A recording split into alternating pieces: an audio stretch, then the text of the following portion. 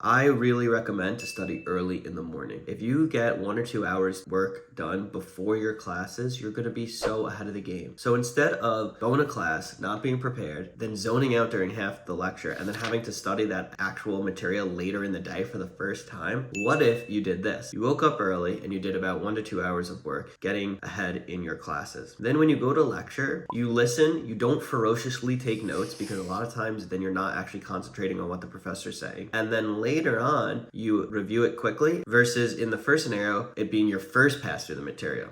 If you do this and you incorporate spaced repetition using Anki, is something that I really like to use and a lot of medical students will use, and now even more pre-med students are using as well. You can then do your cards on a daily basis and never forget any information that you studied prior. This will increase the efficiency of your studying by, 5 to 10 fold, to the point where now in the afternoon or in the evening, you don't have to be in the library till 1 a.m. Now you're not getting good sleep if you're doing that, and then you're tired the next day and you're again studying more inefficiently.